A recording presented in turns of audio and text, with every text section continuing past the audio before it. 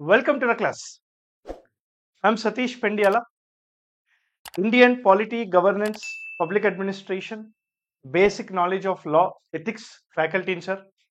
ఈరోజు ఇక్కడ APPSC group 2 mains exam ఫిబ్రవరి 23 ఉంది. ఆల్రెడీ ఒక వీడియో చేశాను, డీకోడింగ్ ద సిలబస్. లాస్ట్ 25 డేస్లో ఏం చేయాలి అని చెప్పాను. ఈ పాలిటీ సిలబస్లో 9th చాప్టర్లో కొన్ని టాపిక్స్ ఉన్నాయి. ఏం టాపిక్స్ సార్ అవి అంటే పొలిటికల్ పార్టీ సిస్టమ్ గురించి ఉంటాయి. ఇండియన్ పొలిటికల్ పార్టీ అని, పార్టీ సిస్టమ్ ఇన్ ఇండియా అని, recognition of the national and state political party అని, అదేవిధంగా ఎలక్షన్స్ అండ్ ఎలక్టోరల్ రిఫార్మ్స్ అని చెప్పి ఇలా ఈ 4 టాపిక్స్ ఉన్నాయి. ఫర్ ఎగ్జాంపుల్ ఇది చూడండి, ఇదే ఉంటుంది, సేమ్ సిలబస్ నుంచి తీసాను నేను. ఈ 9th వన్లో ఇక్కడ నుంచి యాంటీ డిఫెక్షన్ లా వరకు ఈ టాపిక్స్ నుంచి మీకు మినిమం 7 to 10 క్వశ్చన్స్ వస్తాయి. 7 నుంచి 10 క్వశ్చన్లు వస్తాయి.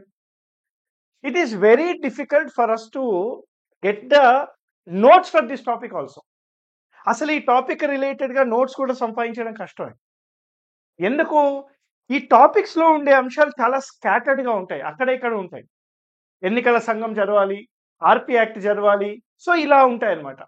సో ఈరోజు ఈ సెషన్లో చాలా క్విక్గా మీకు దీనికి సంబంధించిన సిలబస్ని డీకోడ్ చేసి పాయింట్ నెంబర్ 1, పాయింట్ నెంబర్ 2 ఒక 10 MCQs ఎలా రావచ్చు ఎగ్జామ్కి అని చెప్పి కొన్ని చూపించడం జరుగుతుంది. Okay sir. సో ఫస్ట్ దీనికి రిలేటెడ్గా ఉన్న MCQs చూద్దాం. First one, evolution of the political party system. So political party system యొక్క ఎవల్యూషన్, రైట్? ఇదే evolution of the political party system dates back to UK, Britain. దాని తర్వాత అమెరికాలో ఒక 2 పార్టీ సిస్టమ్ ఏర్పడింది. So it's a difficult thing. Indian political system, Indian political party system, Indian political party system. 3 sir, third one, if you look at this, ఇది ఇక్కడ direct ఉంటుంది, representation of peoples act 1951, RP act 1951. దీంట్లోనే మనకి registered political party, recognised political party అనే topic ఉంటుంది. అదే కాదు, ఇంకా వేరే కూడా అడుగుతాడు. ఎందుకని? మనకి దీంట్లోనే ఎలక్టోరల్ రిఫార్మ్స్ తార్కుండే కమిషన్ కానీ లేదా వేరే ఇతర కమిషన్స్ కానీ సెకండ్ ఏఆర్సి కానీ ఈ ఎలక్టోరల్ రిఫార్మ్స్ గురించి ఏం చెప్పింది. రీసెంట్గా జరిగిన 18th లోక్సభ ఎలక్షన్స్లో, 18th జనరల్ ఎలక్షన్స్లో ఎలాంటి రిఫార్మ్స్ తీసుకొని వచ్చారు, దీన్ని కాన్సన్ట్రేట్ చేయండి కొంచెం. రీసెంట్గా 18th జనరల్ ఎలక్షన్స్లో ఎలాంటి రిఫార్మ్స్ తీసుకొని వచ్చారు. ఈ 5వది. 4వది ఏంటి సార్? ఇక్కడ ఉంటుంది మనకి 5వది, డీలిమిటేషన్ కమిషన్. డీలిమిటేషన్ కమిషన్ చాలా ఇంపార్టెంట్. దీనికి సంబంధించిన 42వ రాజ్యాంగ సవరణ చట్టం కానీ 84వ రాజ్యాంగ సవరణ చట్టం కానీ, రైట్, రీసెంట్గా 106వ రాజ్యాంగ సవరణ చట్టానికి లింక్డ్ కొంచెం. సో ఇవన్నీ కూడా నేర్చుకోవాలి మీరు. డీలిమిటేషన్ కమిషన్ అయిపోయాక ఆర్టికల్ 324 to 329, దీంట్లోనే ఎలక్షన్ కమిషన్ ఆఫ్ ఇండియా. రీసెంట్గా ఎలక్షన్ కమిషన్ ఆఫ్ ఇండియా రిలేటెడ్గా సుప్రీంకోర్టు జడ్జిమెంట్స్ ఉన్నాయి, అవి చూసుకోవాలి.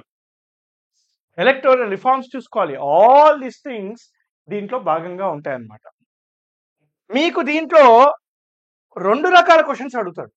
ఒకటి స్టాటిక్ టైప్ క్వశ్చన్స్ అడుగుతారు, 2 జీకే అడుగుతాడు.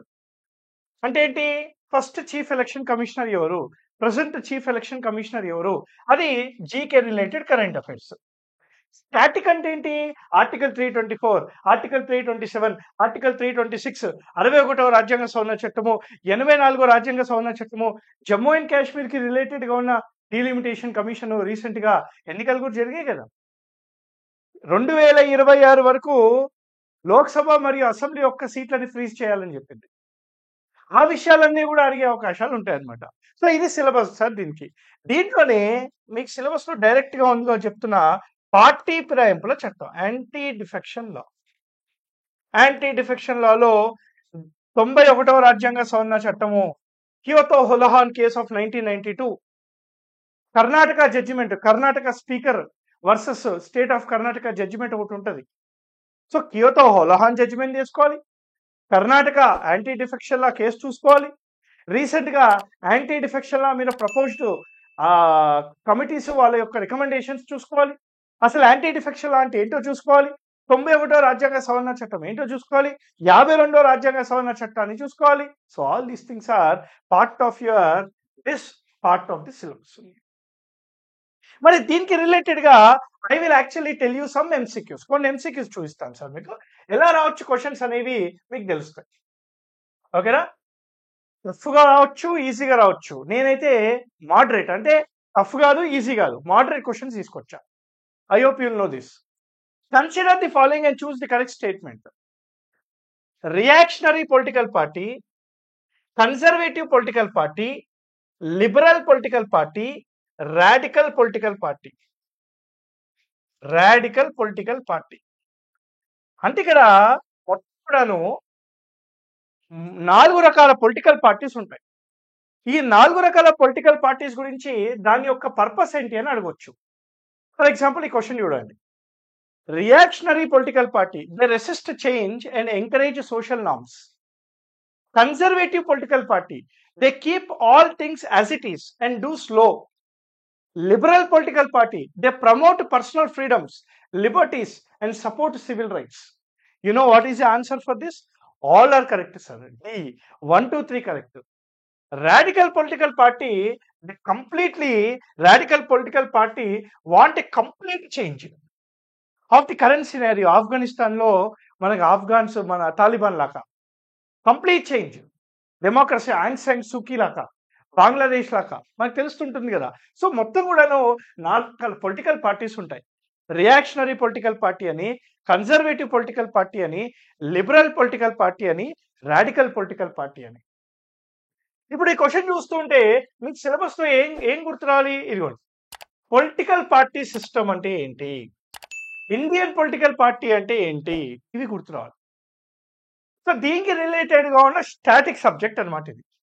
ఓకే, నెక్స్ట్ క్వశ్చన్కి వెళ్దాం. ఈజీ క్వశ్చన్ చూడండి. Which landmark judgement prohibited the use of religion, caste, language as the basis for electoral propaganda? ఎన్నికల్లో ప్రచారం చేసినప్పుడు మతాన్ని, కులాన్ని మరియు భాషని కించపరుస్తూ కానీ, దాని యొక్క ప్రాముఖ్యత తగ్గిస్తూ కానీ, దాన్ని అడ్డు పెట్టుకొని ఎన్నికల ప్రచారం చెయ్యకూడదు అని చెప్పి సుప్రీంకోర్టు రీసెంట్ గా ఏ కేసులో చెప్పింది? ఆన్సర్ వచ్చేసి అబ్రహీం సింగ్ వర్సెస్ కమర్షియల్. 2017లో ఈ కేసు అయిందనమాట. 2017లో ఈ కేసు అయింది. మీరు ఒక్కసారి ఎస్ఆర్ బొమ్మాయి కేసు చూడండి sir. SI Bommai versus state of Karnataka. Secularism was made part of basic structure doctrine. ఇదే ఎస్ఆర్ బొమ్మాయి కేసులో రాష్ట్రపతి పాలన పెట్టాలి అంటే ఎలాంటి ఫాలోయింగ్ స్టెప్స్, ప్రొవిజన్స్, క్రైటీరియా ఉండాలి అని చెప్పి చెప్పడం జరిగింది supreme court. Kesavananda Bharati case 1973, the birth of basic structure doctrine. మీకు బాగా తెలిసింది రైట్. ఇది ఒకటే ఉంది, Kesavananda Bharati. Okay fine. So Abhiram Singh versus commercial case అనమాట. సో ఆన్సర్ వచ్చేసి ఇక్కడ సి అండి. ఓకే, సో ఒక్కసారి నెక్స్ట్ క్వశ్చన్కి వెళ్దాం. I want you to focus on what type of questions can be asked. మీకు ఒక్కొక్క మార్కు చాలా ఇంపార్టెంట్. ప్రతి టాపిక్ రిలేటెడ్ గా సిలబస్ ని డీకోడ్ చేసి ఆ సిలబస్ కి రిలేటెడ్ గా ఉన్న కంటెంట్, జీకే 2 జరగాలి, కరెంట్ అఫైర్స్ తో సహా. అందుకే ఈ ప్రయత్నం చేస్తున్నాం మేము. సో మీరు ప్లీజ్ ఎన్ని ఎంసీక్యూస్ అయితే అన్ని ఎంసీక్యూస్ సాల్వ్ చేయండి రైట్. నేనైతే చాలా ఎంసీక్యూస్ అనేవి కోర్స్లో కానీ యూట్యూబ్లో కానీ బాగా డిస్కస్ చేశాను. ఒకసారి దాన్ని చూసే ప్రయత్నం కూడా చేయండి sir. Okay okay, which of the following statements about election commission of India is correct? So ఇక్కడ ఈ కరెక్ట్, ఇన్కరెక్ట్ అనేది బాగా ఇంపార్టెంట్. మీరు క్వశ్చన్ చదివేటప్పుడు మనం ఫాలో అయ్యాల్సిన ఫార్ములా ఏం తెలుసా? Stop, read, think, answer. ఆగండి, చదవండి, ఆలోచించి ఆన్సర్ చేయండి. కానీ మనం అందరం ఫస్ట్ ఆన్సర్ చేసి ఆలోచిస్తాం. అలా చేయొద్దు. ఫస్ట్ ఆగాలి, తర్వాత చదవాలి, తర్వాత ఆలోచించి బబ్లింగ్ చేయాలి. సో కరెక్టా ఇన్కరెక్టా అనేది ఆగినప్పుడు తెలుస్తుంది, చదివినప్పుడు తెలుస్తుంది. So it is a constitutional body under article 324. Correct అండి. The chief election commissioners enjoys a fixed tenure and cannot be removed under any circumstances. Wrong అండి. The chief election commissioner and election commissioners receive equal powers and salaries. ఇది కూడా కరెక్టే. So answer is 1 and 3 sir. ఇక్కడ మీరు ఒకసారి గమనిస్తే the chief election commissioner కానీ election commissioners కానీ right it's a 3 member body. ఈ ముగ్గురికి కూడాను ఈక్వల్ పవర్స్ ఉంటాయి. ఇది మీకు బాగా తెలుసు. అయితే వీళ్ళని తీసేయాలి అంటే president of India supreme court జడ్జిని ఎలా అయితే తీసేస్తారో right article 124 article 124 clause 4 article 124 clause 5 ప్రకారంగా సుప్రీం కోర్ట్ జడ్జెస్ ఎలా అయితే తీసేస్తారో అదే విధంగా తీసేయాలి అని చెప్పేసి రాజ్యాంగంలో ఉంది. కాబట్టి స్టేట్మెంట్ 2 అనేది తప్పవుతుంది. So answer will be your 1 and 3 only sir. ఓకేనా. నెక్స్ట్ క్వశ్చన్కి వెళ్దాం. Yeah, which of the following statements about political parties in India is or are correct? Because ఈ క్వశ్చన్ అడిగారు కాబట్టి ఇంకోటి చెప్తున్నా మీకు. Association for democratic reforms versus Union of India కేసులో ఎలక్టోరల్ బాండ్స్ ని రీసెంట్ గా సుప్రీం కోర్టు అన్కాన్స్టిట్యూషనల్ గా డిక్లేర్ చేసి ఇది రాజ్యాంగంలో ఉండే ఆర్టికల్ 19 క్లాస్ 1 సబ్ క్లాస్ ఏకి విరుద్ధము అని చెప్పింది. ఎందుకని? Right to information is a fundamental right under article 19 clause 1 sub clause A. Vineet Narayan versus Union of India కేసులో చెప్పిన దాన్ని మళ్ళీ అది ఓకే అంటూ ఇది చెప్పడం జరిగింది. So electoral bonds is nothing but it is a way wear A person can give funding to the political parties. So political parties కి ఫండింగ్ ఇస్తున్నారు కాబట్టి దానికి రిలేటెడ్ గా ఉన్న క్వశ్చన్స్ అనేవి అడగవచ్చు. సో అందుకే ఒకసారి చూడాలి సార్ మీరు ఇక్కడ. ఆర్పి యాక్ట్ లో రాసుంటది ఇది. ఆర్పి act section 29B section 29C ఈ విషయాలు రాసుంటాయి ఇప్పుడు చెప్పే విషయాలు. Political parties must file income tax returns annually. Yes అండి, ఖచ్చితంగా ఫైల్ చేయాలి. Donations about 20,000 must be disclose to election commission of India. Absolutely correct. Political party can accept foreign funding. No sir, cannot accept foreign funding. So third one is wrong. So answer వచ్చేసి A 1 and 2 sir. So cannot accept foreign fundings under FCRA act. FCRA act కింద political parties you cannot accept. ఒక political party పెట్టాలి అని అంటే article 19 clause 1 sub clause C ప్రకారంగా ఒక పౌరుడికి హక్కు ఉంటుంది. Right to form associations and unions, political parties, cooperative societies అని అంటున్నారు. ఓకేనా. సో ఆన్సర్ ఈస్ ఏ అండి ఇది. నెక్స్ట్ క్వశ్చన్ చూద్దాం sir. Yeah, the 73rd constitution amendment act introduce 3-tier panchayati raj system. Which of the following provisions related to elections are correct? 73వ రాజ్యాంగ సవరణ చట్టంలో ఎన్నికల రిలేటెడ్ గా question sir. It mandates the state election commission to oversee panchayati elections. Correct అండి. Article 243K ప్రకారంగా it is a state election commission to oversee the panchayati elections. Correct అండి. Reservations for schedule caste, schedule tribes and OBCs should be provided according to population. ఇది సగం కరెక్టే, only half correct, half wrong. ఎందుకో చెప్తా. So second one పోయింది. The term of the every panchayati is 5 years with elections to be held before the term ends. ఇది కూడా absolutely కరెక్టే అండి. సో ఆన్సర్ వచ్చేసి 1 and 3 sir. B is the answer. మీరు కొద్దిగా ఈ పదాలు అర్థం కాకపోతే చూడండి 1 only అనే కూడా ఆప్షన్ ఉంది. సో అందుకే డేంజరు, అందుకే చదవాలి మనము. ఒకసారి చూడండి సార్ ఇది ఏమంటున్నారు. Right, point number 1, president of India, vice president, panchayati raj institutions, municipalities, ఈ 4 వ్యవస్థల యొక్క ఎన్నికలు అనేవి before the completion of the term జరుగుతుంది. Before the term is completed వాళ్ళ యొక్క ఎన్నికలు అనేవి జరుగుతాయి. Right, president of India term complete అవ్వక ముందే 6 నెలల ముందే ఎన్నికలు జరుగుతాయి. Same with panchayati, vice president and also municipalities. So అందుకే ఇక్కడ థర్డ్ స్టేట్మెంట్ అనేది అబ్సల్యూట్లీ కరెక్ట్. మరి ఫస్ట్ స్టేట్మెంట్ కూడా ఇది ఈజీయే. మరి సెకండ్ స్టేట్మెంట్ ఏంటి సార్ కరెక్ట్ ఎందుకంటలేదు మీరు? Article 243D talks about reservation of seats. Reservation of seats in the panchayats. Article 243D ద్వారా ఎవరెవరికి రిజర్వేషన్ ఆఫ్ ద సీట్లు ఇవ్వాలంట? నలుగురికి ఇవ్వాలి. ఎస్సీలకు, ఎస్టీలకు, ఉమెన్కు మరియు ఓబీసీస్కి రిజర్వేషన్ ఆఫ్ ద సీట్స్ అనేవి ఇవ్వాలి అని చెప్తుంది. ఇక్కడ పాయింట్ ఏంటంటే ఎస్సీలకు, ఎస్టీలకు పాపులేషన్ ప్రకారంగా సీట్ల పంపిణీ అనేది జరగాలి. ఉమెన్కు 33% సీట్ల పంపిణీ ఖచ్చితంగా ఉండాలి. ఈ 1, 2, 3 ఎస్సీ, ఎస్టీ మరియు ఉమెన్ యొక్క సీట్ రిజర్వేషన్ అనేది మస్ట్ ఖచ్చితంగా ఉండాలి, 100% ఇవ్వాల్సిందే. అయితే OBC reservation of the seats అనేవి ఆ పర్టికులర్ స్టేట్ లెజిస్లేచరు చట్టం ద్వారా డిసైడ్ చేయాలి. ఎలా ఇవ్వాలి, అసలు ఇవ్వాలా వద్దా అనేది ఇట్ ఈస్ నాట్ మ్యాండేటరీ అనమాట. So it is a not mandatory provision. It is a not mandatory provision. ఇక్కడ చూడండి, reservations for SC, ST and OBCs should be provided అని అన్నాడు.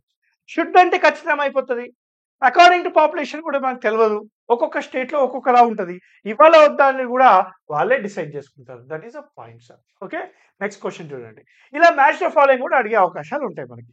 సో ఒకసారి చూడండి, match the following constitutional provisions with a respective corresponding details. రాజ్యాంగంలో ఉండే articles దాని యొక్క సబ్జెక్ట్ ని మ్యాచ్ చేయమంటున్నాడు. Article 324 it is related to election commission of India. Article 326 right to vote. Article 80 talks about Rajya Sabha. Article 102 disqualifications of the members. ఒకసారి చూడండి, article 324 so it is elections related. So 1A2 sir. Article 326 universal adult franchise.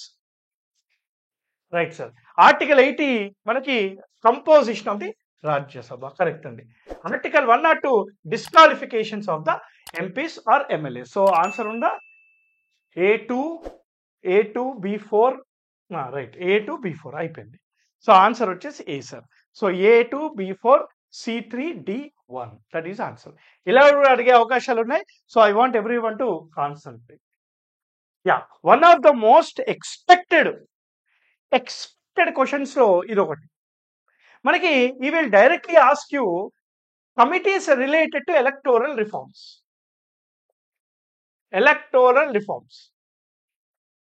ఈ electoral reforms కి సంబంధించిన కమిటీలు recommendations అడగొచ్చు. Dinesh Goswami committee, Tarkunde committee, Indrajit Gupta committee, Ashok Mehta committee. ఇప్పుడు ఒక్కసారి Ashok Mehta committee చూసుకుంటే డి ఈస్ 4 మీ అందరికి తెలుసు, strengthening of the Panchayati Raj institutions. దానికి పైన దానికి సంబంధం లేదు. సో D4 కాబట్టి స్ట్రైట్ అవే ఇది పోయింది, స్ట్రైట్ అవే ఇది పోయింది సార్. సో D4 కాబట్టి A3 కూడా మ్యాచ్ అయిపోతుంది. సో దినేష్ గోస్వామి కమిటీ వచ్చేసి prohibition of communal appealing during the elections, అంటే మతం పేరు పైన ఓటులు అడగడం అనేది నిషేధము అని అంటుంది అనమాట. బి వచ్చేసి తార్కుండే కమిటీ ఎలక్టోరల్ బాండ్స్ కి సంబంధించింది. Indrajit Gupta committee state funding of the elections కి సంబంధించింది. So B is 1, C is 2 correct sir. So answer is A అండి. ఇంకా ఉన్న కమిటీలు ఒకటే కాదు, ఒక 7-8 కమిటీలు ఉన్నాయి. నా ఉద్దేశంలో మీరు చూసుకోవాలి. అదే విధంగా మీ అందరికీ హోంవర్క్ ఏంటంటే ఈ కమిటీలు ఏ ఇయర్ లో పెట్టారు, ఆ ఇయర్ క్రొనలాజికల్ ఆర్డర్ అడిగే అవకాశాలు కూడా చాలా ఉంటాయి సార్. ఓకేనా? So let's go to the next question sir. Yeah, assertion reason కూడా అడగొచ్చు. I want, see, my main intention to do this video is to provide you knowledge on how you have to be ready before the war. యుద్ధం వచ్చే ముందు మనం అన్నిటికీ ready ఉండాలి. ఎక్కడి నుంచి వస్తాడో, ఎలా వస్తాడో, ఏం చేస్తాడో తెలీదు. అన్నిటికీ రెడీగా ఉండి స్కై తెలిసి సూర్యకుమార్ యాదవ్ లక ఏ డైరెక్షన్స్ లో కావాలంటే ఆ డైరెక్షన్స్ లో కొట్టిపడేయాలి అవన్నీ. ఓకే, అసర్షన్ రీజన్ క్వశ్చన్ చూడండి sir. Supreme court in Ramakrishna Hegde versus Speaker State, Karnataka State Legislative Assembly upheld judicial review of disqualification under the anti-defection law. The speaker decision under the 10th schedule is subjected to judicial scrutiny to ensure fairness. అయితే ఏం జరిగింది అసలు కర్ణాటకలో anti defection లా 2019లో కర్ణాటకలో speaker ఒక 17 ఎమ్మెల్యేలని disqualify చేస్తాడు anti defection లా కింద. యాంటీ డిఫెక్షన్ లా ప్రకారంగా స్పీకర్ కి డిస్క్వాలిఫై చేసే అధికారం ఉంటుంది కానీ వాళ్ళు మళ్ళీ కంటెస్ట్ చేయకూడదు అని చెప్పే అధికారం లేదు. కానీ స్పీకర్ ఏమంటాడు, మీరు ఎన్నికల్లో మళ్ళీ కంటెస్ట్ చేయకూడదు అని అంటారు. ఈ 17 ఎమ్మెల్యేలు దాన్ని ఛాలెంజ్ చేస్తే అప్పుడు సుప్రీంకోర్టు ఏమని చెప్పిందంటే స్పీకర్ డెసిషన్ అనేది ఓన్లీ డిస్క్వాలిఫికేషన్ వరకే ఉండాలి కానీ ఎన్నికల్లో కంటెస్ట్ చేయొచ్చా చేయొద్దా అని చెప్పే అధికారం స్పీకర్కి లేదు అని చెప్పడం జరిగింది. Right, upheld judicial review of disqualification under the anti defection law. Disqualification upheld చేసింది కానీ right you cannot actually make them not to contest elections అని చెప్పలేదు అనమాట. So speaker decision under 10th schedule ఈ సబ్జెక్టెడ్ టు జ్యుడిషియల్ స్క్రూటినీ. అదే కదా కియోతో ఓల్హాన్ case of 1992లో supreme court ఏమని చెప్పింది, anti defection law is part of judicial review అని చెప్పింది అనమాట. పార్టీ ఫిరాయింపుల చట్టం అనేది న్యాయ సమీక్ష కిందకి వస్తుంది అని చెప్పడం జరిగింది. ఇంకో క్వశ్చన్ చూడండి sir. The Election Commission of India has the authority to deregister a political party under the Constitution. ఎన్నికల సంఘానికి ఒక పొలిటికల్ పార్టీని డీరిజిస్టర్ చేసే అధికారం ఉందంట. Deregistration ensures that only credible and functional political parties remain active. Second statement కరెక్టే కానీ first statement wrong. So answer is C. A is false but B is R is true. ఒకసారి వినాలి సార్ మీరు. ఇప్పుడు మనకి రిప్రజెంటేషన్ ఆఫ్ పీపుల్స్ యాక్ట్ 1951 ప్రకారంగా section 29 clause A provides authority to Election Commission of India to register a political party. ఒక political party register అవ్వాలి అని అంటే సెక్షన్ 29 clause A ప్రకారంగా ఎన్నికల సంఘానికి ఆ రిజిస్ట్రేషన్ చేసే అధికారం ఉంటుంది అని చెప్పింది అనమాట. అయితే it is the government of India who has the authority to deregister a political party. Similarly under unlawful activities prevention act of 1967. So 1967 చట్ట ప్రకారం కానీ ఇంకే చట్టాల ప్రకారం డీరిజిస్టర్ చేయొచ్చు. అయితే ఎన్నికల సంఘానికి ఒక పొలిటికల్ పార్టీని వాళ్ళ యొక్క డీటెయిల్స్ మాడిఫై చేయొచ్చు, రిజిస్టర్ చేయొచ్చు, కానీ డీరిజిస్టర్ చేయలేదు. Election commission of India do not have the authority to deregister a political party. It can also recognise a political party. National political party అనో స్టేట్ పొలిటికల్ పార్టీ అనో recognition చేయొచ్చు, కానీ deregister చేయలేదు అని చెప్పి సుప్రీంకోర్టు ఆర్పీ యాక్ట్ లో చెప్పడం జరిగింది అనమాట. క్లియర్ సార్ ఇది. సో ఇది మనకి అసలు క్వశ్చన్స్ ఎలా వస్తాయి, ఎలాంటి టైప్ ఆఫ్ క్వశ్చన్స్ మీరు ఎక్స్పెక్ట్ చేయవచ్చు, అసలు పొలిటికల్ పార్టీ సిస్టమ్ రిలేటెడ్గా క్వశ్చన్స్ ఏమి ఉన్నాయి, ఈ టాపిక్స్ నేను నెగ్లెక్ట్ చేయొద్దు. చాలా ఈజీ క్వశ్చన్స్ ఇవి, చూడంగానే ఆన్సర్ చెప్పేస్తారు మీరు. సో మీరు నెగ్లెక్ట్ చేయకండి. సో దీని మీద కూడా కొంచెం నోట్స్ ప్రిపేర్ చేసుకోండి, తర్వాత చదువుకోండి, ఎంసీక్యూస్ ప్రాక్టీస్ చేయండి. సో ఏవైనా డౌట్స్ ఉంటే కామెంట్ బాక్స్లో పెట్టండి. Till then thank you very much. Happy learning. జై హింద్.